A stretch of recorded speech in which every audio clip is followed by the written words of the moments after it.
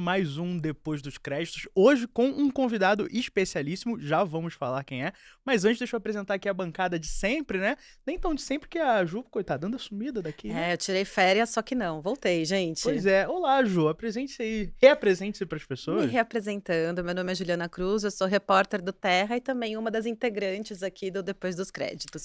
E eu tô aqui, ó, com um look que eu não posso fazer merchan, mas talvez vocês possam já reconhecer o ícone aqui na minha camiseta, né? Vão reconhecer. E temos aqui, ó, na minha diagonal, Karen Meu Deus, é Lemos ou Lemes? Eu sempre me perco. Lemos. Tudo bem, Acho Karen? que é Lemos, né?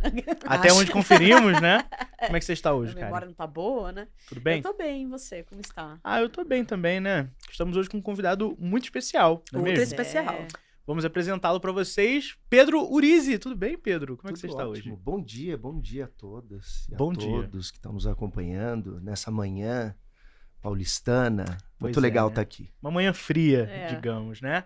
O Pedro está aqui porque nessa semana nós temos o lançamento, pelo menos aqui no Brasil, do filme Meu Amigo Pinguim. E eu não vou falar sobre o que é. Eu vou deixar o Pedro falar um pouquinho sobre qual é a sinopse do filme, qual é a história real, inclusive, na qual ele é baseada. E o Pedro está no filme, né? Por favor, Pedro, fale pra gente. Bom, eu tô no elenco do filme, eu interpreto o João mais jovem, só pra gente entender um pouquinho sobre essa história, a história inspirada em fatos reais de um pescador brasileiro, o seu João, e que ele estabeleceu uma amizade com um pinguim, isso em Ilha Grande, tá, pessoal? Um território tropical brasileiro. Então ele cuidou, na verdade, ele resgatou esse pinguim que estava na praia, né, assim, desidratado, com fome, ele cuidou do pinguim, levou pra casa, deu umas sardinhas pro pinguim. O pinguim recuperou as forças e depois de alguns meses voltou lá para a Patagônia, né, o local de origem desse pinguim. Só que aí tem uma questão curiosa nessa história toda.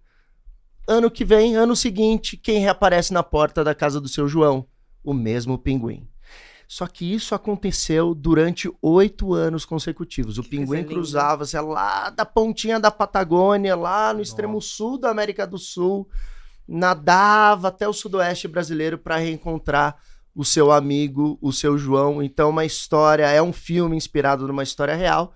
Claro que tem pontos ali de complementos, de ficção, por assim dizer, mas é uma história sobre amizade, é uma história sobre um encontro possível de uma amizade entre um ser humano e um animal, e que tá fora do contexto geográfico, né? Um pinguim, ele não é natural de uma terra tropical, mas eles às vezes se perdem e acabam caindo aqui na costa brasileira. Meu Amigo Pinguim tá em cartaz aí no cinema, quase todo o Brasil, são diversas salas. É uma história linda, muito bem narrada, com a direção do David Sherman, e eu faço o papel do João mais jovem, que depois, posteriormente na história, é interpretado pelo Jean Reno, que eu acho que muita gente conhece, né? O Jean Reno, de alguns filmes, O Profissional, Imensidão Azul, o próprio Missão Impossível também, só para citar alguns filmes dele aqui. Maravilha. Eu vou pedir pra produção passar alguns trechinhos, né? Algumas imagens que eu coloquei do filme. Só enquanto a gente fala um pouco sobre ele, não precisa passar o restante, mas enquanto a gente fala um pouquinho é legal dar uma passada aí. Mas eu queria saber como que... Olha aí, o Jean Reno com seu pinguim querido. E engraçado que o Jean Reno tá agora vai todo mundo querer ter um pinguim, né, gente? Não é pra isso, mas como ele tá não, com uma depois pinta de dessa brasileiro foto? nesse Né? filme, né? Tá. Eu achei que ele Tá tá... mesmo. Ele tá até que similar. Depois vai passar aí a foto da imagem do João na vida real, né? E eu queria saber como que esse papel chegou até você, né? Pois é curioso, porque eu conheço o David há muitos anos. Eu fiz o primeiro longa-metragem de ficção do David, o Desaparecidos. Foi um longo experimental, então isso em 2010, tá, gente? Já tem um tempo. Isso foi bem antes do streaming todo. E ele sempre brincava comigo, ele falava, você é parecido com o Jean Reno, você me lembra muito o Jean Reno, isso lá atrás. E isso Parece ficou... mesmo. Parece. Ele vinha Verdade. e falava, olha, os teus olhos e tal, do Jean verdade. Reno. Mas isso, assim, sempre num tom mais descontraído de brincadeira. Bom, a brincadeira virou realidade. Alguns anos atrás, ele recebeu o convite para dirigir o filme, Meu Amigo Pinguim, e ele não teve dúvidas. Falou, olha, eu acho que eu tenho o ator certo para fazer o papel. Ele precisava de um ator que ele já conhecia e que falasse inglês também. Então ele falou, olha, eu acho que é você para esse papel, só vejo você fazendo ele mais jovem. Quando ele foi convidado, o Jean Reno já era, e a Adriana Barazza, né, que é a atriz que faz o papel da Maria, esposa do João, na trama, eles já estavam fechados no elenco, né, 2 grandes estrelas. A Adriana é conhecida por Babel, já teve uma indicação ao Oscar, e o Jean Reno. Então eles precisavam encontrar pares, né, mais jovens desses protagonistas que iam depois liderar o filme, por assim dizer. E foi de uma forma muito natural, enfim, são esses, como eu digo, por um luxo do destino, né, nos colocou junto nesse filme, que é lindo. Também é um filme que me fez retornar à atuação. Então aqui tá, né, à esquerda o seu João, que agora ele deve estar com 80 anos. Eu conheci agora, né, o seu João. Nós fizemos a pré-estreia lá em Los Angeles. O filme ele tem produção americana, o diretor é brasileiro, o filme é falado em inglês, mas é uma história brasileira, rodada no Brasil. Vocês gravaram em Ubatuba? Nós filmamos em Ubatuba, Que tanto massa. por uma questão da própria geografia, que tem uma paridade com Ilha Grande. Ilha Grande Sim. está no estado fluminense, né? Não está tão longe ali. Tem uma paisagem muito parecida.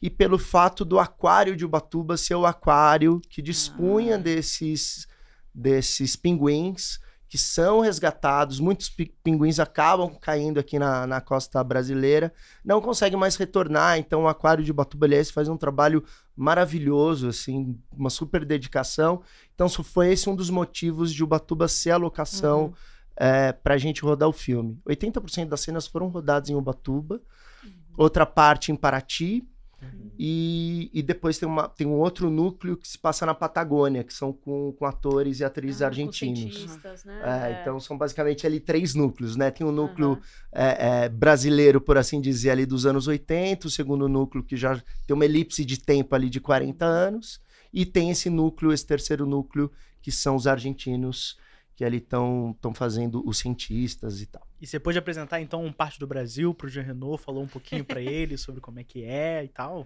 Pois é, eu tive um encontro muito formidável com o Jean Reno. Eu confesso que eu estava muito nervoso. A boca seca, aquela tela azul. Sem pressão, né? Imagina. E aí eu lembro que o David, ele falou, olha, vamos fazer um ensaio de mesa, né? Que é uma leitura já com algumas inflexões e tal no texto e tal. E fizemos uma leitura geral com todo o elenco, já em Ubatuba. Aí ele chegou, lembro até hoje, ele entrou assim pela porta da sala, e é curioso como ele é grande, assim, ele é uma pessoa grande, assim.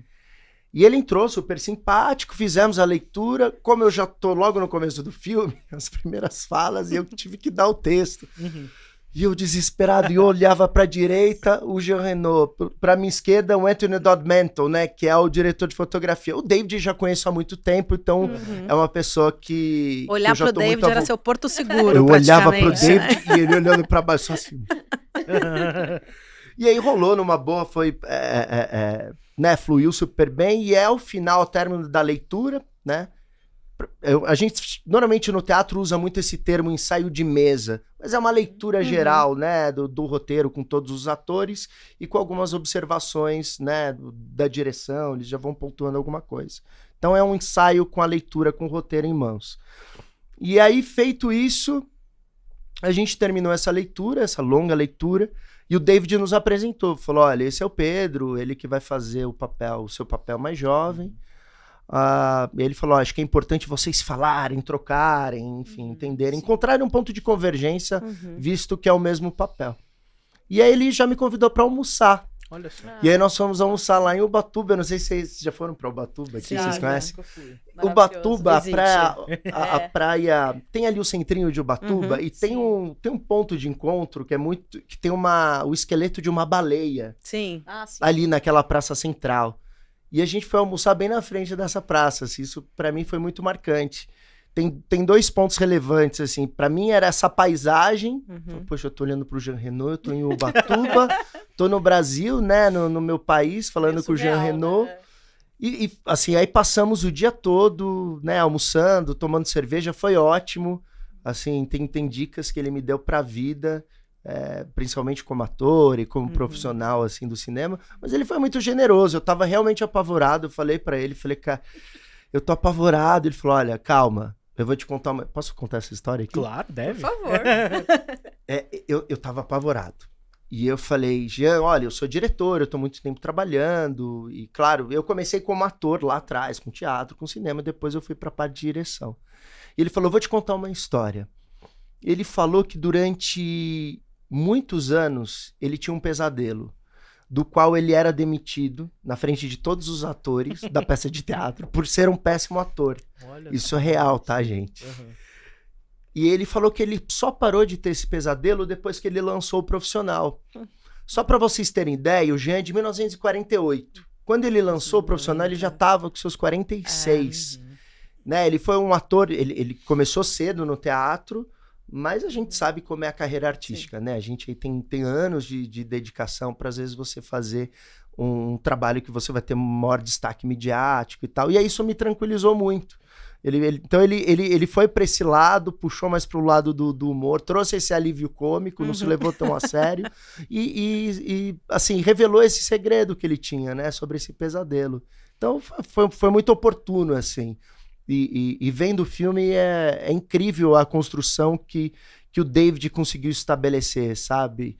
Entre nós dois, assim, enquanto... O David, ele dirige muito bem atores também. Então aí você começa a entender os mecanismos e os estímulos que ele vai te dando, não só no set, mas na toda a preparação, né? Ele já tinha essa visão muito, muito clara, assim, ele consegue comunicar isso de uma forma muito direta. Então isso ajudou muito, assim, vendo o filme surpreendente, assim, me trouxe uma alegria muito grande de ver essa construção muito bem estabelecida, tanto do meu papel com o papel depois que é protagonizado aí pelo Jean Reno, ó, perdi o R aqui, que aliás, o nome dele, na verdade, é Juan Moreno, outro segredo aqui. Olha só. Olha!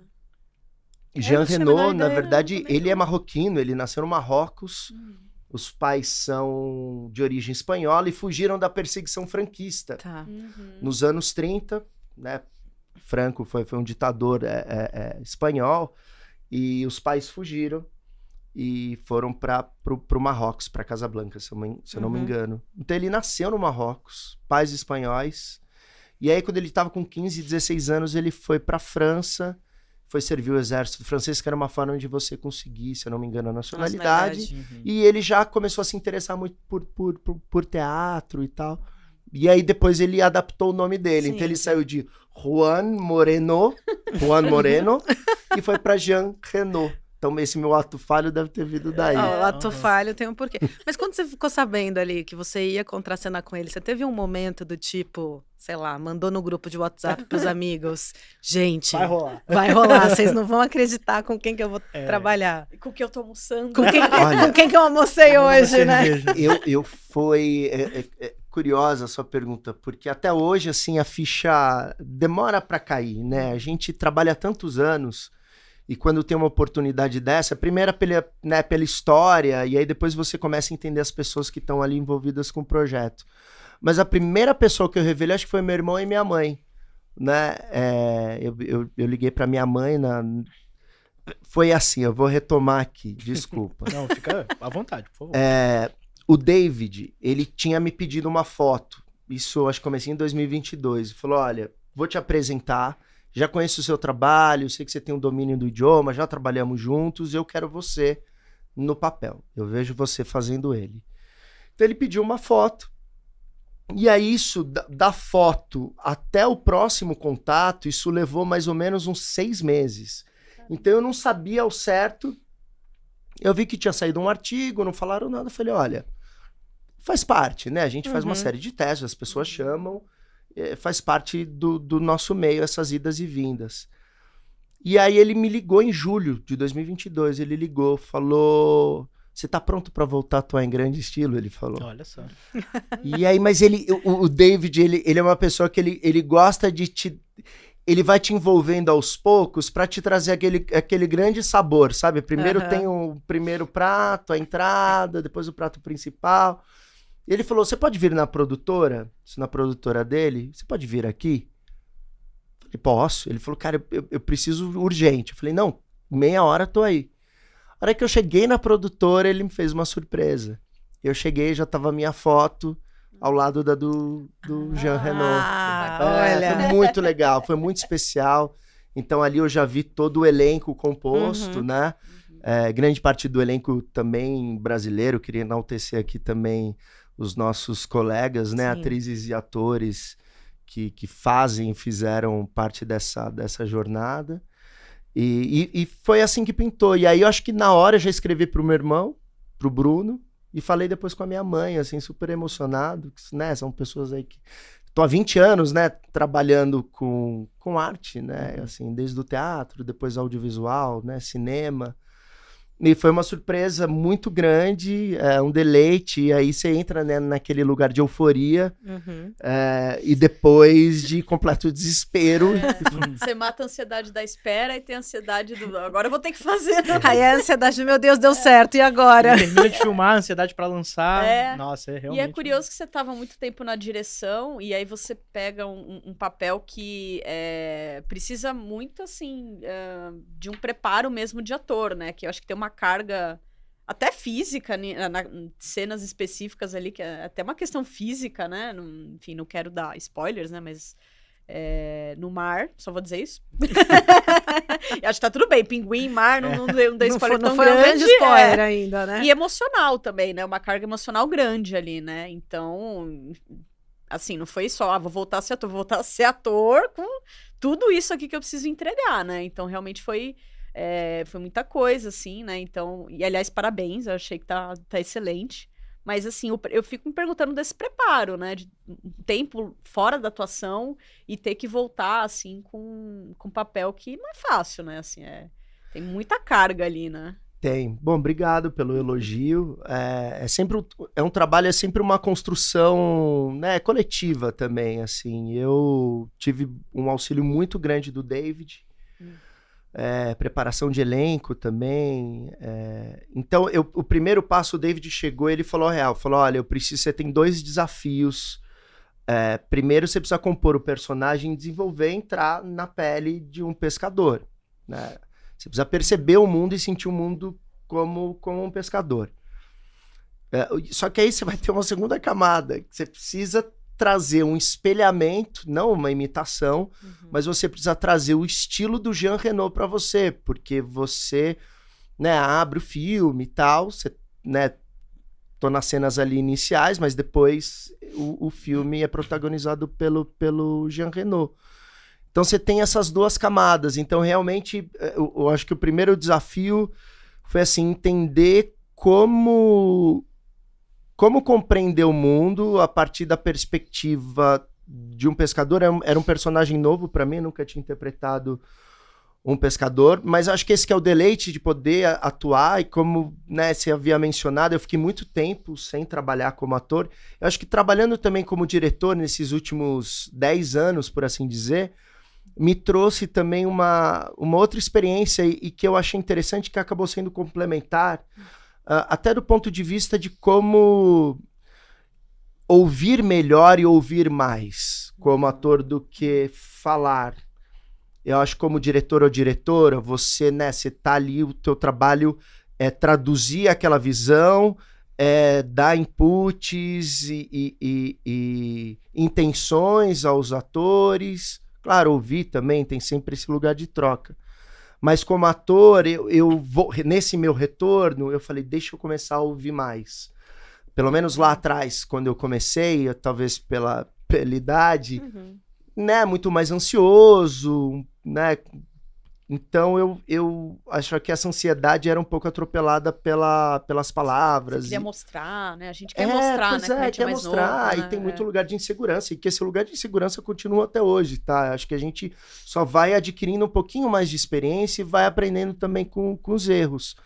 Então, e a maneira de se relacionar com a insegurança também, né? Acho que isso que muda. De como lidar também. Como lidar, e eu acho que uma compreensão da tua entrega ali, né? O quanto você tem que ouvir melhor aquela direção. Então, o David me preparou muito bem. Ele falou, olha, você tem essas 2 camadas para se preparar. Então, eu assisti, assim, quase tudo do Jean Reno, diversificando, assim, né, os primeiros filmes dele com Luc Besson, que foi o grande parceiro, o diretor dele, né, que fez Imensidão Azul, Profissional, que eu acho que é mais conhecido. Tem o Subway, que é incrível também, que é de 85, assim. Então eu comecei a assistir.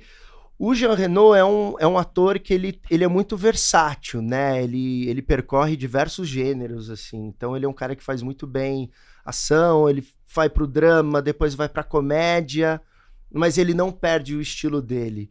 Ele tem um estilo muito econômico, isso que o David falou, olha, o Jean Reno, então o David já me deu a letra, falou, olha, o Jean Reno, ele tem um estilo mais econômico, ele verbaliza muito pouco, ele gesticula muito pouco, diferentemente de você.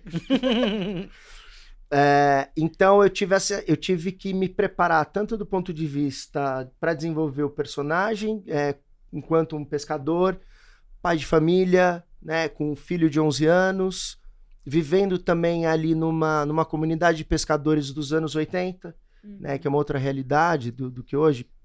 Tem esse, como eu falei, essa elipse de tempo depois no filme, né, de 40 anos. Mas foi muito saboroso, assim. Eu aproveitei para reler o Velho e o Mar, do Hemingway. Ah, sim. Porque o Santiago, né, se eu não me engano, o Santiago, ele já é um pescador com mais experiência, mais velho, mas ele fala uma coisa ali no livro que eu achei muito interessante, que é o quanto o pescador... ele fala muito pouco, porque quando ele precisa se comunicar, ele estiver no mar, ele precisa ser muito preciso naquilo que ele vai comunicar. Uhum. E isso, o Hemingway retoma isso no livro, isso eu achei incrível. Então isso eu trouxe para o personagem. Né? Aliás, tem um trecho do livro que é lindo. Vou começar aqui. Por favor. Que é mais ou menos assim. Então o Santiago, agora eu não lembro o nome do outro personagem que tá com ele, que é o jovem pescador. E os dois estão no mar já há dias, à busca do marlin, desse peixe. E aí, de repente, ele fisga esse peixe enorme. E aí tem esse trecho que ele fala mais ou menos assim. E saltou para fora do mar com toda a vida, mesmo carregando a morte em si. Uau. É bonito, né? Muito. É lindo. E aí eu peguei essa frase e falei, opa, eu acho que aí pode ser um caminho. Então, são diversas frentes. Eu tive a sorte, bom, primeiro de ter um diretor que tem essa sensibilidade do David e é um cara que conhece muito o mar. E aí, em conversas com o David Shearman, ele falava... Para quem não sabe, ele é da família Shearman, né? Sim. De velejadores e tal. Então, ele é um cara que cresceu no mar. E mais ou menos nesse período, nos anos 80, ele era criança, mas já estava velejando, e foi o período que ele avistou e ele parava nessas comunidades de pescadores, aqui, principalmente no sudoeste e tal, porque eles foram beirando a costa. Então ele falou, cara, esse filme também representa muito essa minha memória, essa minha primeira memória quando eu estava navegando. Então tem essa coisa muito genuína dele, e ele conseguiu transmitir isso para que eu pudesse, né, acompanhar e construir o papel mesmo. Mas foi um trabalho muito bonito, assim. Eu tenho muito orgulho do filme e da história, sabe, do Seu João, assim. Acho que é um retrato muito belo. É uma ficção, mas que transmite essa realidade né, brasileira, das comunidades de pescadores, com muita beleza e dignidade, sabe? Uma coisa que eu gostei ouvindo você falar sobre o relato do Jean Reno, e até correlacionando com o seu próprio relato, é que a gente geralmente tem uma ideia de que tá tarde demais. Meu Deus, eu já tô com a idade tal, tá tarde demais pra começar. E o Jean Reno foi um cara que fez sucesso, né? O que algumas pessoas considerariam tarde. E você falou que já tá há 20 anos, né, fazendo o que você faz. E eu acho que é legal essa mensagem de que, poxa, tantos atores conseguiram, né, chegar lá depois dos 30, 40, 50, 60. E é interessante ver isso, né? Perceber que você também que tá nesses 20 anos de carreira e ele que tá nesses... Nem sei quantos anos de carreira o Jean Reno tem, mas bastante, né? E acho que é legal ver essa correlação, assim. É muito interessante como essas histórias nos ensinam coisas para além das histórias, né? O meu amigo Pinguim, ele não ensina só sobre as coisas que o filme ensina, mas os bastidores trazem histórias por si só. Eu acho isso super legal, só comentando por alto, assim, porque é bacana, né? E eu acho que você, como ator, sente na pele isso. Provavelmente em algum momento da sua vida, você já pensou, eu não vou conseguir. Eu não consegui até agora, não vou conseguir mais. Mas, na verdade, você tá só começando, né? Mesmo com tanto tempo de carreira. Eu acho que isso é uma preocupação constante, né? Acho que todo mundo que trabalha com arte no geral, seja a expressão artística, seja música, artes do corpo, atuação, direção, é algo que nos acompanha. Cada um tem uma trajetória, cada um de nós enfrenta adversidades diversas. Mas acho que esse é um ponto muito importante, porque primeiro assim, né, o que é fazer sucesso, o que é chegar lá e, claro, a gente executa o nosso trabalho. Eu tenho um ponto de vista, o meu ponto de vista é assim, hoje a minha máxima é eu poder viver, pagar as minhas contas exercendo o meu ofício. E que e que para a maior parte da nossa classe isso é muito difícil, né? Não só no Brasil, né? Então, dei aula, fui garçom, fiz diversos trabalhos que eu tivesse também uma flexibilidade de tempo, né? De agenda, porque te chamam para um teste, você tem que estar disponível. Então, eu encontrei ali um espaço depois como professor particular de inglês, e um pouquinho antes como garçom, que eu tinha essa flexibilidade de agenda. Então eu conseguia conciliar. E paulatinamente eu fui conseguindo encaixar melhor na agenda. Então assim, hoje eu vejo que, pelo menos um ponto de vista positivo, eu falo assim, poxa, se a carreira tá indo legal, é que eu tô conseguindo honrar as contas, exercendo o ofício que eu tô a fim de fazer, né, enquanto artista, me expressar artisticamente. Então, assim, eu acho que muita gente se cobra, eu me cobro diariamente. Diariamente passa pela minha cabeça isso. Se eu falar o contrário, eu vou estar mentindo aqui. É sempre um desafio. Estamos lançando um filme legal, lançou em Hollywood, mas a gente sabe que tem mais experiência, cara, que as coisas mudam muito rápido. A maneira também de difusão e transmissão, né, de audiovisual no geral, ela mudou radicalmente nesses últimos anos, né? Eu particularmente, eu acho que abriu... Também acho que democratizou muito o meio, o acesso. Acho que esse filme é um bom exemplo, né? O David conseguir trazer um filme que é produção hollywoodiana para rodar no Brasil, com grande parte do elenco brasileiro. Então a gente vê agora uma porta que começa a se abrir, porque o Brasil é um mercado enorme para o audiovisual, né, tem um potencial de público, então a gente vê cada vez mais, você vê o Wagner Moura fazendo ali o Guerra Civil, claro que também já tem uma carreira muito extensa, mas eu acho que sempre é tempo, sabe? A gente também, eu venho de uma geração em que a gente foi programado, que você tinha, enfim, eu fui muito inspirado, estimulado pela geração beatnik, assim, então... Né, os Malditos ali, o Allen Ginsberg, Jack Kerouac, o pessoal que estava ali na Paralela também, o próprio Bukowski, aqui no Brasil os poetas surrealistas, né, o Roberto Piva, Cláudio Willer.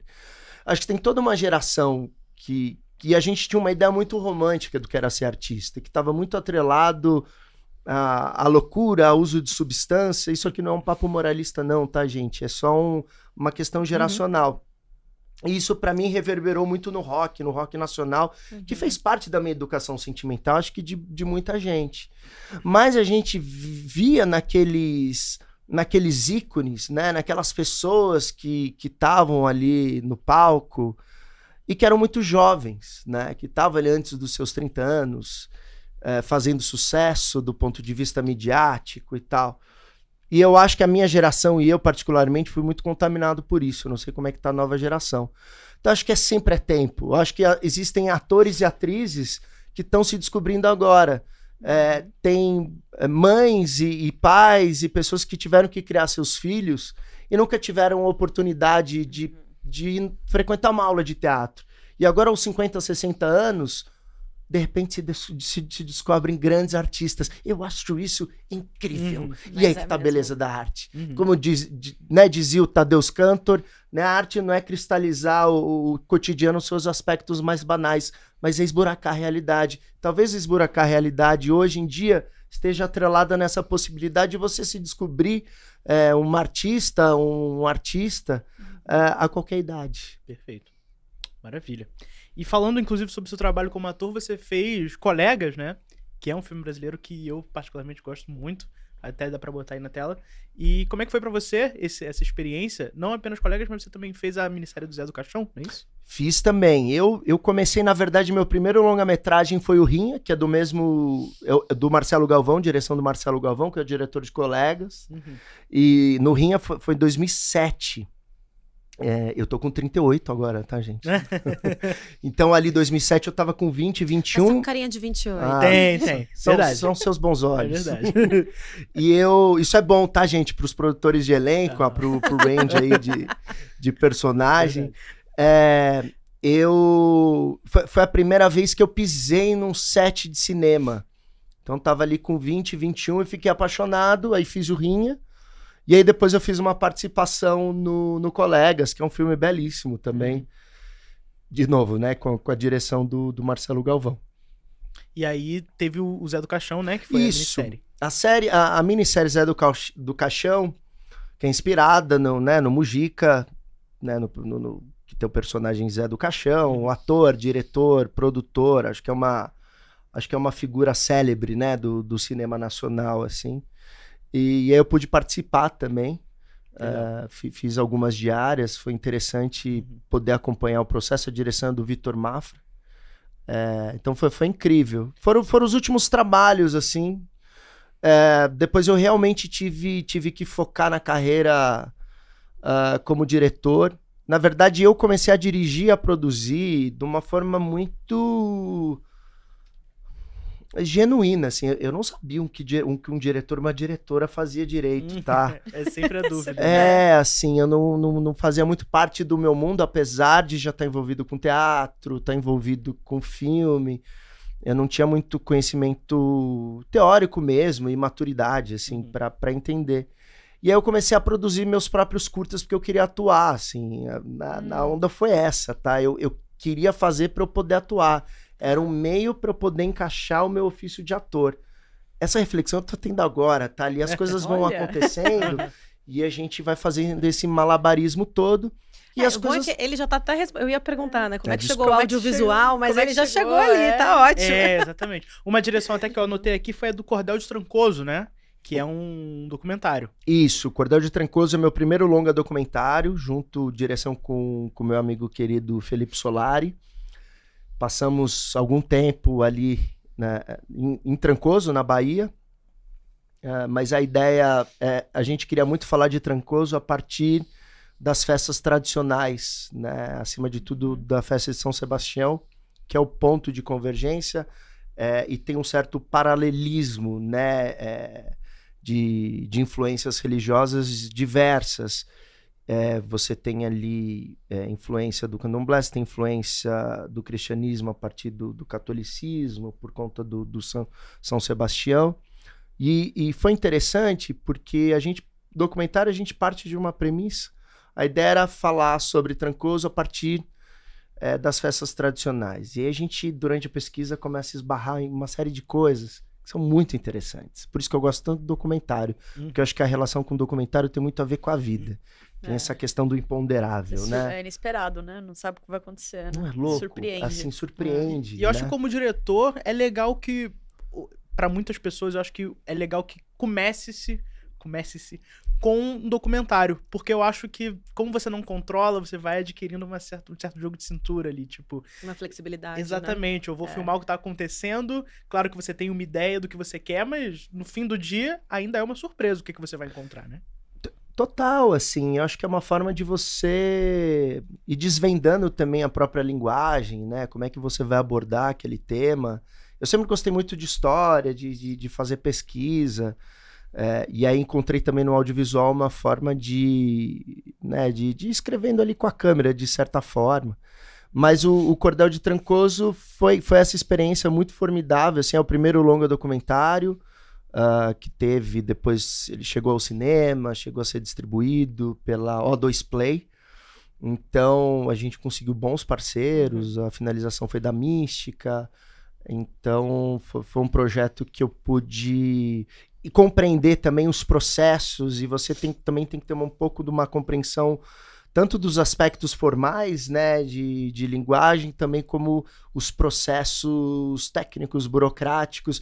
Isso é uma escola, assim, muito importante. Então, como primeiro longa doc, foi muito rico, é um resultado do qual me agrada muito.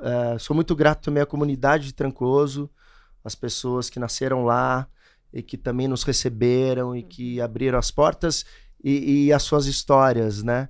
Então, convido para quem quiser assistir. Se eu não me engano, acho que ainda está disponível no iTunes e tem algumas plataformas de VOD. Eu vi que tava na Apple. Tá na Apple, então Apple. dá pra, já é um filme que nós temos, 2014, mas ele é belíssimo, assim. E a trilha do Esta Stone, que é um trovador A gente mandou o filme pra ele, ele adorou e ele entrou como parceiro, cedeu as... Isso que é legal, né, do cinema, assim, você vai... É igual essa mesa aqui. São pessoas que compartilham de uma mesma paixão. Uhum. Eu acho isso tão maravilhoso, assim. É a beleza da arte coletiva, é essa, né? Pois é. Maravilha. E você disse que não sabia o que um diretor fazia já. Hoje você sente que sabe? Ou ainda, mesmo tendo feito, você ainda... Cada vez eu vejo que nada sei. Tem uma frase, eu acho que é do Fernando Meirelles, que ele diz que o diretor é o cara que sabe de tudo, mas não sabe de nada. Olha, eu acho que o bem dia por que eu aí. tiver com segurança total, tem alguma coisa errada, Coisa sabe? errada. Exatamente. Tem alguma coisa estranha, assim, porque a gente vai... Isso é o Angeli, o cartunista, que fala, e vou parafraseá-lo aqui, que ele fala que o desenho dele, que o trabalho dele é sempre uma autoanálise. E no projeto, cada projeto para mim tem essa correlação também, sabe? Acho que a gente acaba se conhecendo um pouquinho melhor. Então, acho que a gente nunca tá pronto. E aí tem acho que um papo fundamental que é esse processo da jornada. A gente, né, eu busco estudar diariamente o ofício, tá antenado, mas ao mesmo tempo vejo que tem tanta coisa para aprender. E cada projeto vai ensinando a gente coisas novas, assim, é sempre um desafio novo.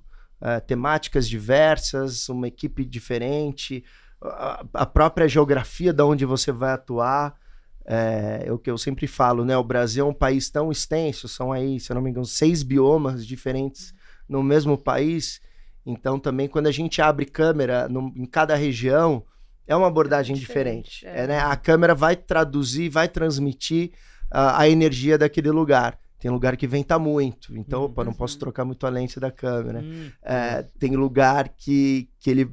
Enfim, você vai adequar, você vai climatizar a tua própria dinâmica de trabalho ao fator externo. Eu acho que isso é algo interessante. Assim, principalmente eu como documentarista, do qual a gente tem um controle muito menor, né, do mundo ao redor e do set em si. E você hoje sente que tem alguma preferência entre atuar e dirigir? Ou pra você ambos são paixões equivalentes, assim? Pois é, eu acho que não estar atuando tinha alguma coisa fora do eixo, assim. Eu tava sentindo muita falta de algo, mas eu não sabia identificar o que era. Acho que voltando com o filme Meu Amigo Pinguim, foi um grande resgate assim, que o David fez. Eu gosto muito da jornada, de estar junto com outros atores e atrizes, essa troca. Pensar no personagem, cara, a hora que fala ação, você tem que ir.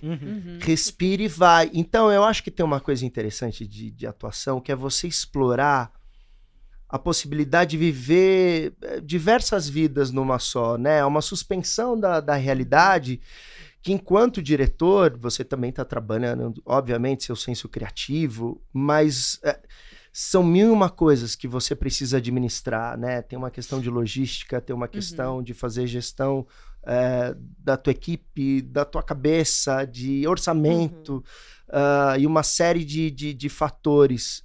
Como ator,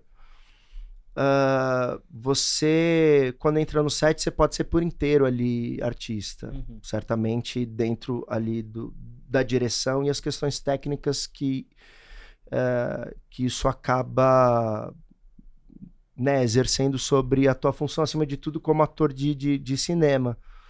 E aí depende, você pode estar num filme onde a câmera está a favor do ator, né, que é essa câmera mais livre, mais solta, uma câmera na mão, para dar um exemplo aqui, uma coisa mais glauberiana, que é essa câmera na mão, que ela está a favor do ator, ou um outro tipo de cinema que tá dentro de aspectos mais formais, né, que você vai ter uma dolly, um traveling, então você tem diversas marcações, você tem um campo focal mais curto, então você não pode errar muito a tua marcação.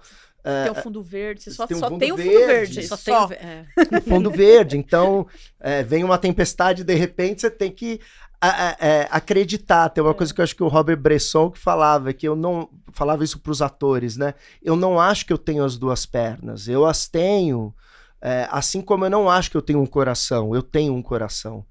E eu acho que a coisa interessante de atuação e aí tentando te responder,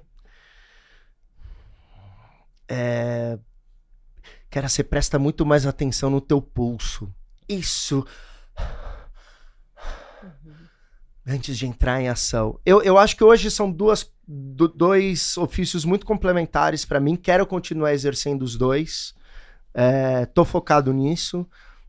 Eu acho que o filme também tá sendo uma vitrine para as pessoas também poderem assistir um pouquinho mais do meu ofício como ator.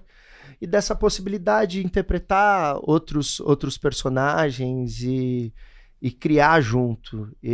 Mas eu acho que espero que... Eu fiz agora uma participação no próximo filme do David, que é Por um Fio. Também tô num outro filme do Cristiano Burlan. Então, aos poucos, as pessoas vão te chamando e você também vai se colocando no radar novamente, né? Vai voltando... Acho que botar mais fé, assim, no teu ofício. Mas eu não vejo mais saída agora, sabe? Eu acho que agora é isso. E quem sabe também, agora tô bem voltado com cinema, mas adoraria voltar a fazer uma peça, assim. Legal. Porque eu acho que a morada do ator também tá muito voltada ao teatro, sabe? É um lugar que você tem a possibilidade de trabalhar o ofício de uma outra forma e que a cada apresentação é uma nova apresentação, um público diferente. Então, quem sabe? Tô aberto aí. Maravilha. Olha, a cada programa aqui a gente separa uma listinha, né? Relacionada ao que nós vamos falar. Então a gente separou também uma listinha de grandes histórias que viraram filme, né? Histórias reais, assim como a história do seu João, né? Com o Pinguim. Nós temos algumas histórias reais que também viraram filme. Separei alguma delas aqui pra gente falar. E exploramos seu lado criador, artístico. Vamos explorar seu lado cinéfilo também, por que não, né? Vamos lá. Saber um pouquinho sobre o que você acha. A primeira que eu separei aqui é Sempre ao Seu Lado. Filme que emocionou muitas pessoas aí, né? Já olhou pra mim, né? Já Pois começou né? olhando pra mim. Você quer falar um pouquinho sobre o que é o Sempre ao Seu Lado? Acho que Sempre ao Seu Lado é aquele filme que, se você gosta de cachorro, né? Que eu acho que hoje em dia todo mundo tem, né? Algum pet em casa, verdade. né? Acho que é um filme que já arrancou muitas lágrimas das pessoas numa sessão da tarde. Talvez produziu alguns traumas, né? É verdade. A história do cachorrinho, né? Da raça Akita, que esperou seu dono por quase 10 anos voltar. E é um pouco parecido com a história do quase Pinguim, o Pinguim, né? O Pinguim 8 voltou anos, por Pinguim, 8 anos. O É. cachorro também voltou. E essas histórias são sempre histórias de fazer chorar, Acho que essas né? histórias em que você consegue estabelecer um contato tão íntimo, né, com, especialmente, né, nós seres humanos, né, com essa, às vezes, superioridade que se coloca com superioridade em relação a outros seres, quando você consegue estabelecer um vínculo íntimo com o outro animal, acho que isso provoca, né, essa reflexão. E com o pinguim ainda, né, que talvez está menos inesperado do que um no nosso cachorro, radar, né? por ser um país tropical, obviamente, por não ser um animal que você teria de estimação, né. Eu acho que, enfim, provoca também outras reflexões sobre a nossa própria humanidade, né? Sobre amor, sobre tudo isso. E o cachorrinho, né? O Hachiko ganhou até uma estátua também, né? Lá no Japão. Que tem uma fila enorme Olha. pra você tirar uma foto com ele, inclusive. Ah, imagina, né? Vida de rede social já devia ter fila antes, né? Depois, então, ele deve ser a Mona Lisa dos cachorrinhos, assim. Né? É quase isso. Boa É analogia. quase isso. E vindo aqui um pouco pra América do Sul, temos um filme bem recente também, que foi indicado ao Oscar, A Sociedade da Neve, que conta a história do acidente que ocorreu nos Andes em 72, né? Acredito que seja o time uruguaio, tenha sido o time uruguaio de rugby, né? Que teve essa queda nos Andes. Já ganhou um filme em 93 chamado Vivos, com Ethan Hawke. E agora nós temos um filme, dessa vez, com elenco propriamente sul-americano, né? E isso é uma parada importante, assim como no Meu Amigo Pinguim, ter um elenco nativo de onde a história se passa. Isso é muito importante e a gente vê que isso tá acontecendo cada vez mais. A adaptação anterior desse filme, que foi de 93, o elenco inteiro era estadunidense. Estadunidense. Olha, eu agora preciso rever, porque eu vi as duas versões, vi a primeira, mais antiga, e agora assisti essa última, e que achei linda. Uhum. Claro, é uma o trabalho de tragédia. ator ali, né? Meu Deus do céu. E tem aqueles momentos de... quase como elaborações filosóficas, existenciais, assim.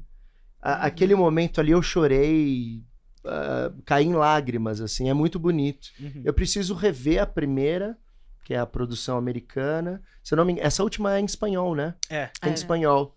E eu acho que é curioso isso, assim, cada vez mais a gente está ficando atento a convidar, a estender o convite a atores locais. E eu acho que é uma tendência, assim, de mercado. Porque antigamente, né, você tinha uma distribuição nos cinemas e posteriormente ia para televisão. E hoje, acho que com o streaming, você tem essa questão mais local mesmo de nicho, da qual eu vejo de forma muito positiva, assim. Esse último filme é belíssimo. Muito assim, bom. tá? E você fala dessa questão, né, filosófica, existencial, eu acho que também tem muito a ver com a escolha narrativa que essa versão, né, em espanhol teve, porque, se eu não me engano, na versão norte-americana, eles se inspiram em alguns livros que os sobreviventes escreveram, e nessa segunda versão, né, latina, eles também usam como narrador um dos jovens... Eu vou, né, tá vou tudo bem. segurar o spoiler. Vou segurar um pouco o spoiler, mas um dos jovens que talvez, né? Isso é legal. Eu achei muito legal. Não, um dos jovens que faltou pouco para ele conseguir ser resgatado, mas ele acaba falecendo antes. E eles também fazem uma escolha em tentar, de alguma forma, deixar essas outras pessoas que, né, não conseguiram ser resgatadas mais Contar presentes. a história, não e contar só de a quem história. sobreviveu. Exatamente. Isso é muito interessante Então, mesmo. eu acho que isso traz ainda mais esse tom, né, para essa história de superação, de reflexão, de tudo. Acho que traz ainda mais esse tom mais...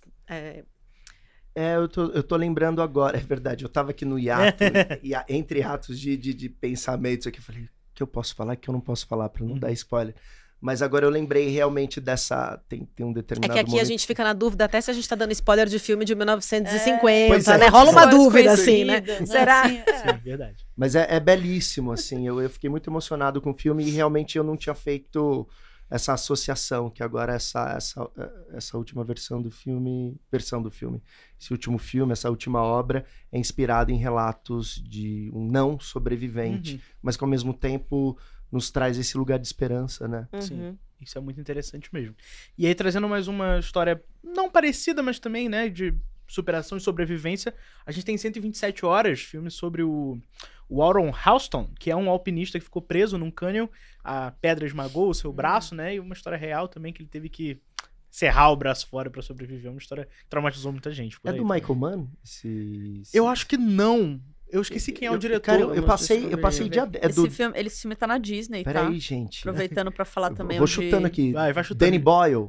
É o Danny Boyle. Danny Boyle. Danny Boyle. Tá. Danny Boyle. Porque como o Anthony Dodd Mantle, que fez a direção de fotografia do meu amigo Pinguim, é muito parceiro do Danny Boyle, fez Quem Quer legal. Ser um Milionário, Excelente. fez...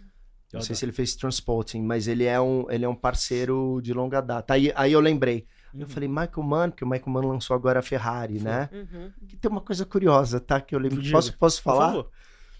Tem um filme do Michael Mann dos anos 80, que se eu não me engano, o nome é The Thief, o ladrão, que é um assaltante, um perito em assaltante de cofres. Bem bom, Cara, bem talvez mesmo. vocês consigam me ajudar aqui. E tem um personagem secundário que faz o papel de um policial. O filme acho que é de 81. Ótimo, filmaço. E o nome desse personagem é Sargento Urize, igual meu sobrenome. Olha só. Pois é. E eu fiquei curioso, já mandei DM no Instagram lá do Michael Mann, mandei no Letterboxd, mandei tudo. Falei, cara, como é que você chegou? Porque, né, não é um nome de uma família. No Brasil até que tem mais Urize e tal, mas é uma família pequena. E eu fiquei curioso de onde que ele tirou, de onde é que veio o tal do Sargento Urize, assim, engraçado, me veio essa... Então, se alguém souber aí... Ele não respondeu. Não, tô esperando até hoje. Estamos aguardando. Fazer uma investigação. Pois é, mandei com todo carinho e tal, isso já tem um tempo já, mas quando eu assisti, eu dei até um...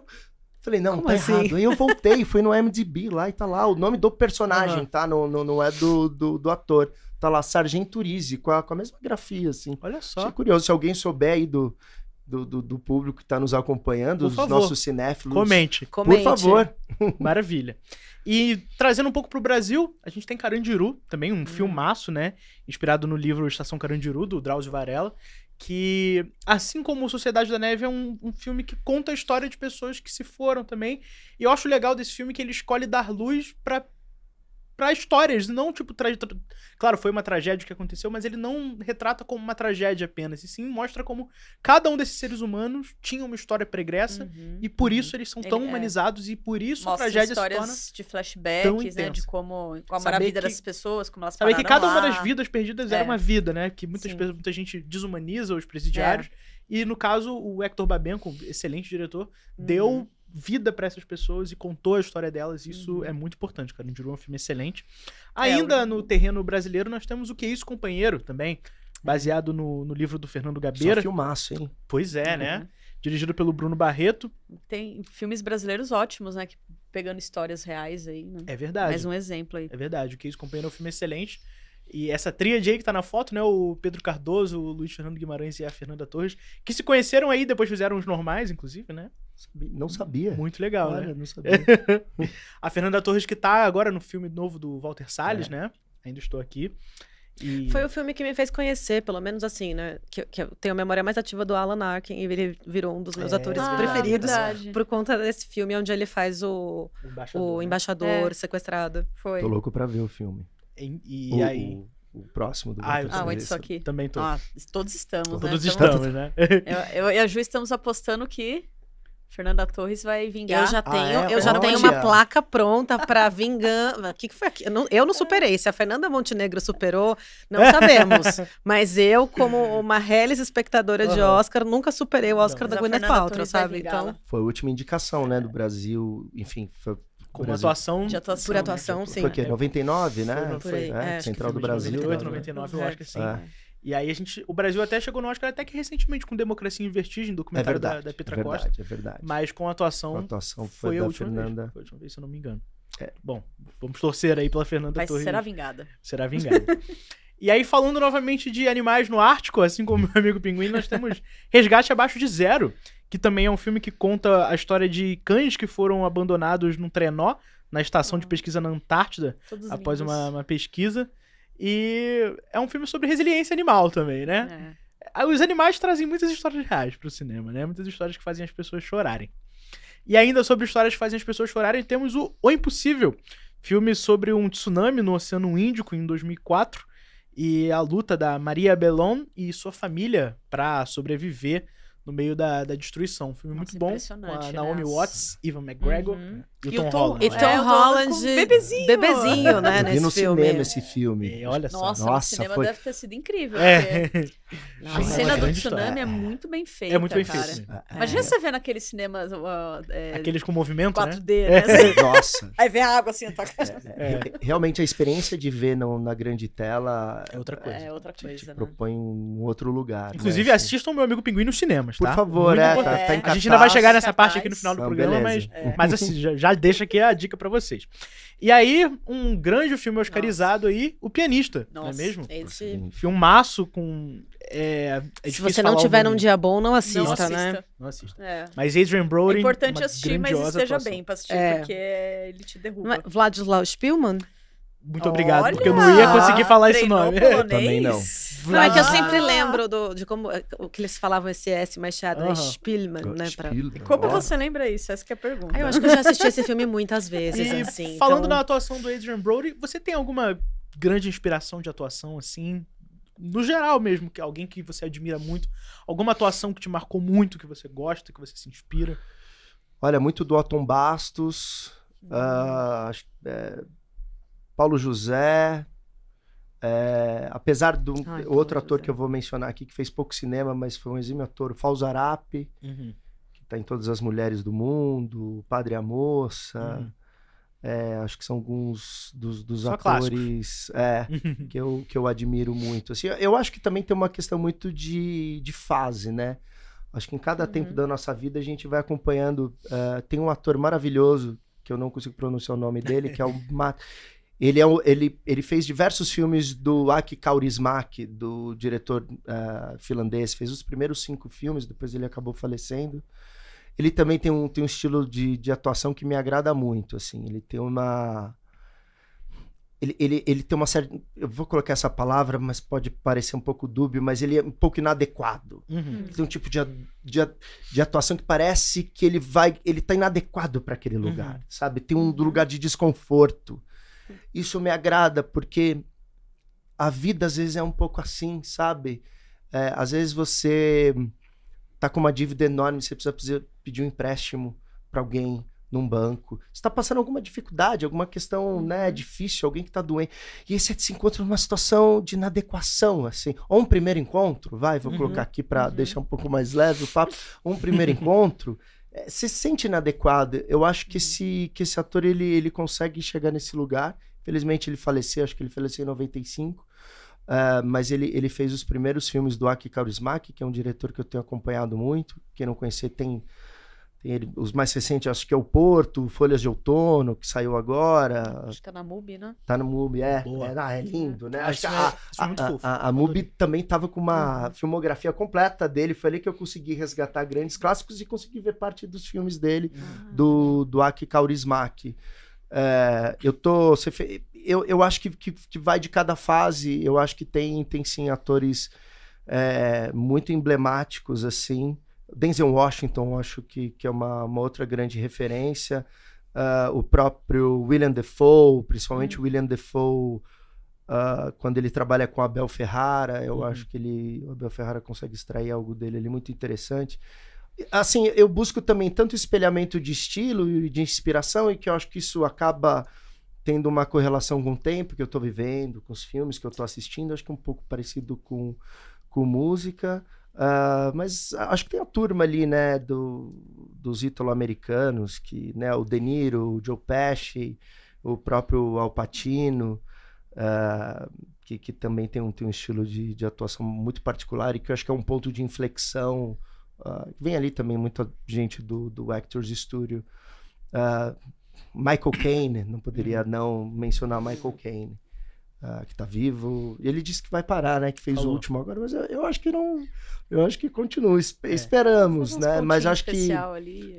Eu acho que tem. Aí vai para uma coisa muito particular. Eu acho que tem algo. Eu gosto muito dessa inadequação, dessa coisa um pouco melancólica mesmo, sabe? Acho que o De Niro tem um pouco isso, né? Você foi falando do De Niro, me veio aquela coisa da inadequação. Ele traz, né? Um pouquinho. O William Dafoe também, né?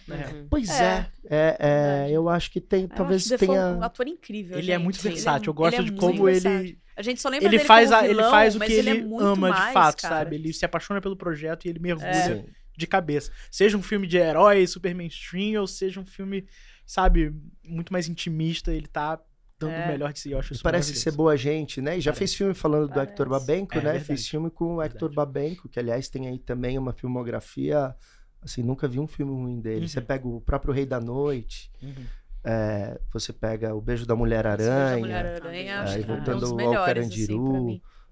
Então tem filmes maravilhosos, mas acho que o William Dafoe também parece gente boa, né? Assim, parece ser uma pessoa muito agradável. E acessível, né? Pelo E menos é a acessível. fama que ele tem. Convidado pro programa, tá, Dafoe? Quando você Participe quiser, aqui com a gente. a gente traz você pra fazer a tradução. Falando de atores aqui, vi a peça do Kiko Mascarenhas no Tucarena. Nunca tinha ido numa peça dele, já tinha visto os filmes. Que ator. Que legal. Que ator, assim, atorzaço. Virou uma referência agora, assim, vendo ele no teatro. Já acompanhava o trabalho dele no cinema, mas no teatro, assim, foi muito maravilhoso. São excelentes referências, eu achei. E só terminando aqui a nossa listinha, a gente tem também Na Natureza Selvagem, Into the Wild, né? Um filme sobre o Christopher McCandless, que abandonou tudo pra viver aí na natureza. Que é o filme do Champagne, não é? O filme do Champagne. Olha, não me lembrava. O filme do Champagne com a trilha trilha sonora do Ed Vedder. Essa parte eu tinha que citar. Bom demais. Já chorei muito. É quase uns 127 horas, só que não... Com relação. Pois é. Mas ali no final muda um pouco. Não vou uma falar mais história, nada. né? Essa história de escapismo, de certa forma, né? Da sociedade, daquilo que nós estamos vivendo. E por último, uma história que não é emocionante, mas é muito legal, que é Prenda-me Se For Capaz. Grande filme do Spielberg, adoro. né? Spielberg, É uma história real bem interessante também, né? Sobre o Frank Abagnale Jr., o Leonardo DiCaprio aí. Adoro esse filme. Então, acho que essas são dicas bem diversas. Não é Scorsese, tá, gente? Você vê o DiCaprio e fala, filme de Scorsese. Não, é Spielberg. Dessa esse, vez tá? não é. Dessa vez não é. Olha, e é com o... Gente... Tom Hanks. Não, o pai dele. É o... Esqueci o nome dele. Atorzaço, que Qual fez o nome Pulp dele? Fiction. Que tem a Isso. cena do This Watch. Eu esqueci o nome dele, é o... Christopher Walken. Isso, É isso, falei. É. Acertei. Walking. Não sei se é o Waltz. Não, o É. Waltz é Não, outro. o Waltz Waltz. é o europeu. Eu acho que é o europeu. É o europeu. Brilhante. É muito bom. Eu adoro esse filme. Eu assisti quando era adolescente e, assim, revi diversas vezes também. E adoro quando eles tocam... acho que é Elise Tom, tem uma hora que entra. Acho que é quase como uma trilha diegética ali no momento que o pessoal tá ouvindo na piscina. E entra Elise Tom. E foi a época que eu morava nos Estados Unidos. Não tinha... internet bem precária, assim. Então, o mínimo que eu via do Brasil me trazia um alento no coração. Então, que eu massa. lembro quando eu vi o Sim. filme e eu ouvi a música e falei... Que bom se eu não me ouvir. engano, tá completando 20 anos esse ano, inclusive. Meu Opa. Deus. Esse é Opa. o tipo de informação, Opa! tipo de informação que você podia ter deixado pra lá. sabe? Esse é o tipo Não de informação que você precisava. dá um suspiro É, depois. Pra né? você pensar, rapaz, pois é, estamos velhos. Mas aí, passando essa listinha... Falando de tempo agora, você vai entrar no... Vou entrar, né? Desculpa, produção, mas é porque o papo tá bom. Quando o papo Não, tá tô bom... falando aqui que você tava falando do tempo que passa. O próximo filme que você vai citar aqui vai acabar com a gente, né? Né, Ju? Mas esse foi o último, né? Não, Esperemos se for capaz. do nosso próximo quadro. Ah, tá. Sim. Ah, tá. Agora Esse eu vai também, eu acabar também com a tinha me, gente. eu também tinha me Putz, perdido. nossa, eu tava perdido, agora eu entendi. Esse vai acabar É que com a nesse gente. próximo bloco a gente fala sobre as estreias da semana, né? Vamos falar sobre meu amigo Pinguim, inclusive. Mas aqui, começando a listinha, nós temos Os Fantasmas Ainda Se Divertem. Beetlejuice, né? O primeiro filme é de 88. 88. É, rapazes. Uau!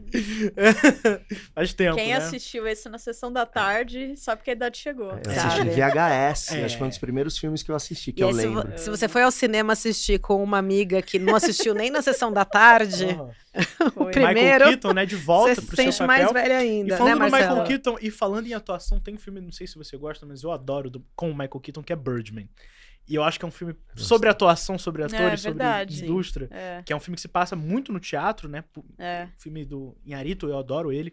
também. Mas é um excelente filme, assistam Birdman. Eu gosto, tem muita gente que odeia, mas eu gosto muito. Eu gosto, eu acho aquele plano sequência inicial Muito bom, né? de uma excelência, né? E é interessante, assim, porque ele é quase autobiográfico em relação ao Michael Keaton, Sim, né? isso, por isso Ele que me ficou um pegou tempo no tanto. ostracismo, mas assim, Sim. ficou um tempo fora Sim. da grande mídia, por assim dizer, e que é algo curioso que teve até o retorno do...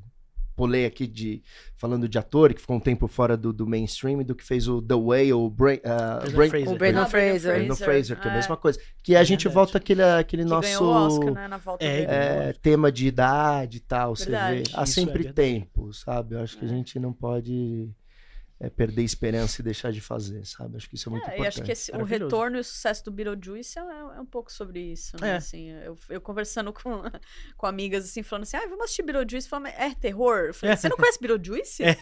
Não, o que é isso? Eu fiquei assim, meu Deus. Rapaz. Ok, mas aí as pessoas estão conhecendo e estão gostando, É. porque o filme está sendo muito elogiado, bom. né? Muito Legal. bom. E a próxima estreia que nós tivemos essa semana é Não Fale o Mal, adaptação norte-americana de um terror dinamarquês, com James McAvoy. E geralmente eu tenho certos problemas com remakes norte-americanos. Confesso que eu É. também. Tipo assim, o original é de quantos anos atrás? Eu não sei, 2 anos atrás. É muito Pra que recente. isso, né? Mas eu não assisti ainda, mas está sendo muito elogiado.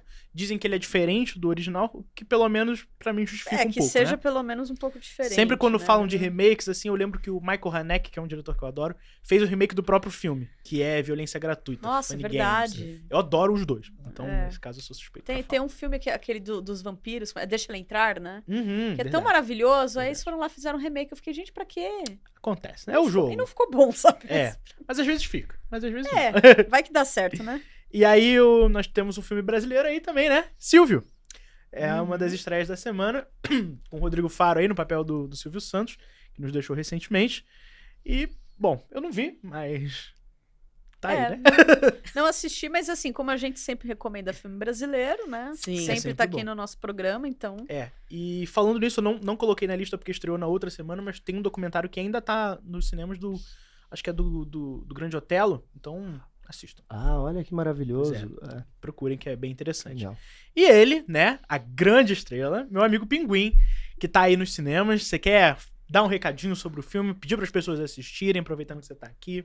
Gostaria. É um filme lindo que vai fazer você se emocionar a cada quadro. É uma história muito singela sobre uma amizade muito profunda e sobre a possibilidade de redenção também. Acho que é um filme que vai muito profundo no coração. Eu estendo o convite para vocês. É um filme que ele dialoga com diversas gerações. Então você pode levar seu filho, sobrinha, sobrinho, sua mãe, avós. É um filme, muita gente tem me falado isso, tá? Que ele vira assunto na mesa. É verdade. Todo mundo conversa sobre esse filme. Então, às vezes é um bom gatilho, uma forma, um trampolim para você restabelecer uma conversa com seu filho, com a sua filha, com pessoas de diversas gerações, assim, através do filme Meu Amigo Pinguim. Não deixem de ir ao cinema, assim, é uma experiência única, né? Sair um pouco de casa, comer uma pipoca. Hoje é dia 18, né? 18. Acho que hoje termina a semana do cinema. Verdade. Que o cinema tá em promoção, 12 tá reais. R$12, fazendo 12. trocadilho aqui, então tá esse preço amigo, né? Tá uma bilheteria amiga. Então, por favor, não deixe de ir ao cinema, assistir Meu Amigo Pinguim, né? Um filme lindo. Você sabe que cada vez que eu vejo o filme, eu me emociono num trecho diferente, né? Já vi o filme algumas vezes, as pessoas ficam muito emocionadas e eu acho que não é que deixa um recado, mas é que transmite uma emoção e que tá guardado às vezes lá dentro da gente, que a gente acha que tá Aí esquecido, a gente... Você sai com aquilo pensando, fala, putz, preciso fazer umas coisas aqui na minha vida, dar uma mudada. Preciso rever minhas dar uma prioridades. olhada Assim, aqui, né? Ressignificar muita Ressignificar coisa, algumas né? coisas. Tem muita coisa que eu tô vendo errado, sabe? Eu acho que traz Pois essa olha que mensagem interessante, mesmo. é verdade, né? Às vezes a gente fica nessa correria do dia a dia que nos atropela. Eu acho que ali tem um tempo, então o filme, né, direção do David Sherman, estrelado pelo nosso querido Jean Reno, Adriana Barazza. E Pedro E Pedro Pedro Lise, né? Lise. Também, com muito prazer. Pedro Sargento Lise. Pois é, essa história me veio, eu falei, cara, eu vou perguntar, porque às vezes alguém consegue alguma informação aí. Alguém vai saber. Por favor. Certeza. Maravilha. E continuando aqui a nossa listinha, faltam apenas 3. O Bastardo, filme com o Mads Mikkelsen, falado em sua língua nativa, né, o dinamarquês, Olha só. onde ele Grande ator interpreta também, um soldado explorador dinamarquês, Atorzão. Ludwig Kallen, do século XVIII. O dinamarquês tá em dia, hein? Ah. Pois é. Então, assim, um filme baseado em fatos também, não é mesmo? E já estreou aí nos cinemas hoje, se não me engano. Um filme brasileiro que também tá chegando, Meu Casulo de Drywall, que é um filme... Tá Adorei sendo esse nome, esse título. legal, né? né? Diferente, né? um filme que está sendo muito falado, e na sinopse, Virginia está comemorando seu aniversário de 17 anos, mas existe uma ferida nela que está crescendo inexplicavelmente e ela morre no dia seguinte. Isso é sinopse ainda, tá? Não é spoiler. E aí, bom, coisas começam a acontecer. Eu gosto desse surrealismo fantástico brasileiro. Eu tô bem curiosa com esse filme. Que eu adoro. E por último, mas não menos importante, um filmaço de terror, A Substância, estrelado pela Demi Moore. Então, eu assisti esse filme, eu adorei. É muito bom. Eu quero Body ver. horror, muito bom. Ele é muito da bom. MUBI, né? Então acho que ele vai chegar no catálogo, Vai provavelmente. chegar no catálogo e né? também está nos cinemas. É. Estreia junto com o Meu Amigo Pinguim. Faz uma sessão dupla aí, se você quiser. É. Né? Aproveita. 2 filmes diferentes aí, aproveita que tá no precinho. É. E é isso, estamos chegando no nosso último bloco. E no nosso último bloco, cada um aqui da mesa indica o que tá assistindo, ou uma coisa pra assistir, ou uma coisa pro público assistir. Eu vou começar com quem já tem, vou deixar você pensar o que você vai indicar. Pois é. Pode indicar o Meu Amigo Pinguim se quiser, mas também pode indicar alguma coisa que você esteja assistindo, fica ao seu critério. Filme, séries, É, o que você tudo quiser. vale, tudo Então, vale. Ju, vou começar com você. O que você tá assistindo? Pra quem gosta de true crime, uma coisa bem leve. Boa. Não, a Netflix lançou essa semana uma série documental, só são 2 episódios, que chama Into the Fire, The Lost Daughter. Se eu não me engano, o título não estava traduzido para o português. E conta a história dessa mulher que teve que entregar a filha para adoção quando ainda era adolescente. Ela foi mãe muito jovem, entrega essa filha quando ela tinha uns 6 meses de idade. Nos Estados Unidos existem diferentes modelos de adoção, né? Adoções privadas, onde você pode ou não ter acesso a mais informações da família. E a família escolhe uma adoção chamada de adoção fechada, onde então ela não teria como nunca entrar em contato com essa filha que ela entregou. 20 anos se passam e ela é procurada pela polícia para que ela ceda uma amostra de DNA para que possam descobrir se a filha dela, que estava desaparecida e ela não sabia, era se esse DNA comprovaria que um cadáver encontrado seria dessa filha. Então ela descobre de uma única vez que a filha que ela entregou para adoção, na esperança de que tivesse uma vida melhor, estava desaparecida há mais de 15 anos e que talvez agora ainda estivesse morta e por isso precisavam do DNA dela para fazer essa comprovação. É ficcional? Não, é uma história real.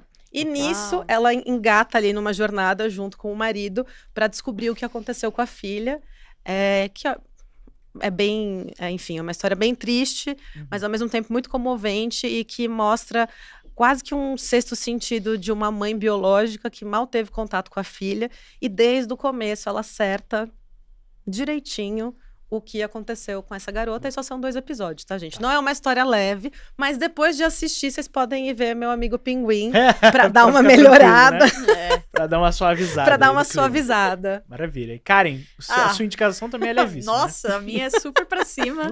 Assistam depois meu amigo Pinguim, que vocês vão precisar, viu? A minha é O Túmulo dos Vagalumes.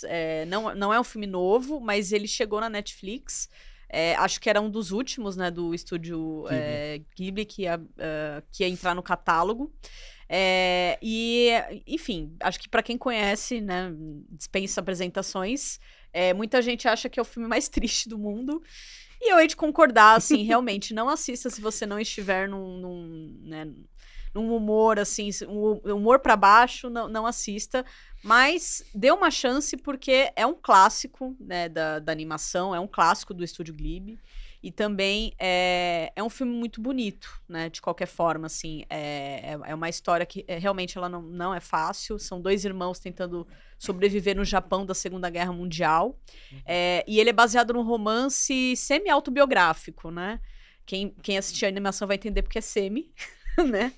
Mas, assim, muitas coisas horríveis que acontecem ali, infelizmente, o romancista, né, o autor desse romance, viveu, né? Assim como, enfim, muitas famílias viveram na época de guerra. E que, infelizmente, a gente tá falando da Segunda Guerra que passou, mas a gente tem conflitos hoje, né? Então, assim, são realidades que, infelizmente, acontecem. Por isso que eu acho que é importante, de repente, assistir esse tipo de filme, não só pela relevância, pela beleza que é essa animação, apesar de triste, mas pra gente refletir sobre essas coisas, né? Assim, quanto vale a gente se odiar tanto, né? E as consequências disso pra vida de pessoas que, enfim, a gente nem conhece. E a gente consegue aprofundar a vida desses 2 irmãos e ver as consequências disso. Mesmo sendo uma animação, você consegue sentir, né? Assim, o quanto é emocionante. Cenas, assim, que elas não são em live actions, mas são horríveis. Então, enfim, muito legal. Super pra cima, né? Assista o Amigo Pinguim depois, gente. Vocês vão precisar, vai por mim. A minha indicação tá no Max. Cidade de Deus, A Luta Não Para. Série do Ali Muritiba. Muito bom. Né? Uma continuidade aí da história que a gente já conhece, a história da Cidade de Deus. Muito interessante, traz temas muito atuais, muito contemporâneos. Então, recomendo muito que vocês assistam. E Pedro, e você? Chegou a minha vez. Chegou a sua vez. Deu tempo pra pensar, eu vai. vou Gente, foi legal. Nesse último mês, a gente viajando muito com filme, mas eu gosto toda semana, eu vou ao cinema, assim. Então eu vou falar dos últimos filmes que eu assisti no cinema, de 2 diretoras italianas. Uma, acho que eu vou errar o nome dela, que é Alice Rohrwacher. Falei certo? Não pareceu italiano, mas mas ela é italiana, ela fez um filme chamado... Eu falei, é o sobrenome alemão, mas ela é italiana. Alice Rohrwacher, chama-se La Chimera. Eu é um filme maravilhoso. É muito bom esse filme. É lindíssimo, né? Que é um filme sobre um cara que ele tem quase como uma sensibilidade a mais aguçada, e ele consegue encontrar túmulos e artefatos antigos, né? Ali acho que na região da Toscana. É lindíssimo o filme, aliás, tem até uma atriz brasileira. Tem a Carol Duarte. A Carol Duarte, que tá atuando em italiano, assim, maravilhosamente bem. É um filme que me tocou muito. Achei lindo, assim. Então, fica essa dica. E o outro é de uma outra diretora também italiana, que é atriz também. Que chama-se Ancora Domani. Ainda há o amanhã, acho que seria a tradução pro português, que é sobre a luta das mulheres italianas no pós-guerra. Pós-Segunda Guerra, falando de Segunda Guerra... acho que peguei aqui por embalo, porque as mulheres italianas não podiam votar até o final da Segunda Guerra. Então é sobre a luta das mulheres italianas para conseguiram votar, o direito ao voto Então é linda a história e é focada na história dessa mulher que é a própria diretora do filme, né? Ela faz o papel da protagonista, o primeiro longa dela. Fiquei muito emocionado, assim, no final, me fez lembrar muito da minha avó, assim. É da mesma época, minha avó nasceu em 20, então... Então, é lindo, assim, fala sobre direitos, né, civis, sociais, e a luta dessa dona de casa, que é mãe, precisa, né, criar a família, lidar com o marido que é um traste, e aí todos os desdobramentos e tudo que ela precisa passar nessa Itália pós-guerra totalmente destruída, mas em busca da possibilidade de votar, de escolher seus representantes de forma republicana. Então são esses 2 filmes. E aí, aproveitando o espaço, né, também acho que a gente tem que sempre falar tentar aqui falar um pouquinho dos projetos. Já falei bastante, mas vou aproveitar. Tem 2 projetos. Um é o Bob Burnquist, A Lenda do Skate. A direção é do Daniel Baccaro, mas eu sou roteirista junto com ele. É uma série que tá na Max, que é sobre a história do skatista brasileiro. São 4 episódios. 4 episódios já estão disponíveis. Lançou agora. Ficamos entre as 10 séries mais vistas da Max, né? E por ser uma série doc, que eu fiquei aí envolvido há alguns anos. Então é uma série biográfica sobre o Bob Burnquist, apesar de eu sei do nome. Ele é brasileiro, nasceu no Rio, cresceu em São Paulo. Né? Então ele tem essa curva, diversas curvas dramáticas, né? Ele é um skatista que teve 40 fraturas, mas também é uma série que vai dialogar com diversos públicos. Eu não sou skatista, aliás, eu fui chamado para compor parte do corpo de roteiristas por não ser skatista, então você vai ver que é uma série que dialoga com todo mundo, não somente com a turma do skate. Tem essa série, Bob Burnquist, A Lenda do Skate, convido vocês todos e todas assistirem. E tem uma série que eu dirigi lá atrás, chama-se São Paulo, Meu Humor, que é uma série sobre os cartunistas. A produção até tem, desculpa, tem uma foto aí que eu separei, se consegui achar. Ah, que legal. Mas pode falar. É uma série que eu tenho muito carinho, a minha primeira série, que foi exibida pelo canal Arte 1 em 2019, e hoje está disponível na Pluto TV, que é uma plataforma de acesso livre, gratuito. Você faz lá o cadastro e você tem um acervo interessantíssimo. E a série está lá, são 6 episódios sobre a Circo Editorial. A Circo Editorial foi a editora responsável por lançar cartunistas, colocar eles no mesmo ponto de convergência, por assim dizer, que é o Luiz G., Angeli, Laerte, né, o Alci, Glauco, então que lançou Chiclete com Banana, né, acho que foi a revista mais conhecida, Piratas do Tietê, e que foi um fenômeno importante, que foi o humor paulistano que se desenvolveu e se criou a partir do processo de redemocratização do país, né, que começa ali em 79, com o processo de anistia, mas que ganha fôlego mesmo em 84, e a gente vai ali para 85, quando realmente... Aí tem a morte do Tancredo e tal. Mas esse momento de ebulição brasileira, política, ela acabou produzindo esses grandes talentos. Então é uma série que eu tenho muita paixão. São Paulo, Meu Humor, tá disponível na Pluto TV. São 6 episódios pra gente entender um pouquinho mais ali do humor, né? Humor brasileiro, como se fazia humor naquela época, humor gráfico. Eu acho incrível, assim. Você tem ali personagens, acho que mais conhecidos, como Rebordosa, Bob Cuspe. Então, ela também está disponível. Então, aproveita aqui o espaço, agradeço por poder divulgar. Perfeito. Tá na Pluto TV. Maravilhoso. Gente, e acho que cobrimos tudo, né? Foi um longo papo, mas foi ótimo. Queria agora fazer as nossas finalizações, né? Nossas honras finais. Ju, se despeça, diga onde você pode ser encontrada, agradeço, o que você quiser falar. Tava com saudade, gente. Não, foi uma delícia esse papo, Pedro, muito obrigada pela sua presença, provocou várias reflexões, e vocês já viram a dica, né? Terapia, se né? seguirem alguma das nossas dicas mais deprimidas, assim, assistam meu amigo Pinguim ou as outras indicações do Pedro. E é isso, Karen. Bom te ver, amiga. A gente se fala todo dia, mas a gente não se vê, né? Não, então, quando você aparece aqui, a gente se vê. Não, mentira, a gente faz Chibirojuice juntas.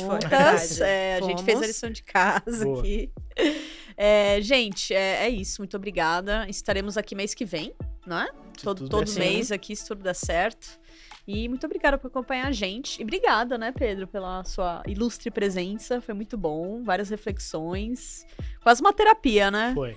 Depois a gente manda o Pix, tá? Pra você acertar com a gente, né? Então, Pedro, diga também aí pro pessoal, além de estar em exibição nesse momento, onde você pode ser encontrado, divulgue seu trabalho, o espaço é seu. Beleza. Essa Bom, finalização. obrigado por essa mesa, pela recepção de vocês. Me senti muito à vontade, é muito bom. A gente sabe o quão raro é a gente que trabalha com cinema, né, tanto para direção como ator, ter esse espaço, poder divulgar os trabalhos. Então quero muito agradecê-las, agradecendo toda a equipe, todo mundo que está aqui pelo convite. Eu tô no Instagram, Pedro Urize, @PedroUrize, é isso, vocês vão me encontrar. Os meus projetos, eles estão ou na Pluto TV, na Max, no VOD cinema. também, no cinema, tem algumas plataformas. Na Apple você pode encontrar o Cordel de Trancoso. Eu tenho um Vimeo também, onde eu estou disponibilizando alguns dos curtas que eu dirigi, como o 13 no Ar, que eu dirijo junto com o Felipe Solari. Tem um outro curta que eu fiz, A Distopia. Na verdade, no Brasil ficou só Distopia, que é um curtinha de 2015. E lá vocês vão poder acompanhar e ver um pouquinho. Mas normalmente eu tô atualizando mais pelo Instagram mesmo. Acho que é uma plataforma que eu acabei interagindo um pouco melhor e aprendendo a usar de uma forma mais prática. E é isso, espero que vocês acompanhem no cinema para ver o trabalho. E agora tem outros trabalhos aí por vir, mas aí é lançamento ano que vem. Aí você volta aqui. Vai ter que voltar pra pois falar. Maravilha. Muito obrigado, foi ótimo. A gente que Que Nós agradece. que vibe. agradecemos, Muito nós bom. que agradecemos. E é isso, gente. Chegamos ao fim. O programa vai ficar, né, no ar pra você conferir quando você quiser. E a gente se vê na próxima. Muito obrigado aí pela sua audiência. Desculpa passar do tempo. E tchau, tchau. Tchau, tchau, gente. Tchau, tchau. Tchau.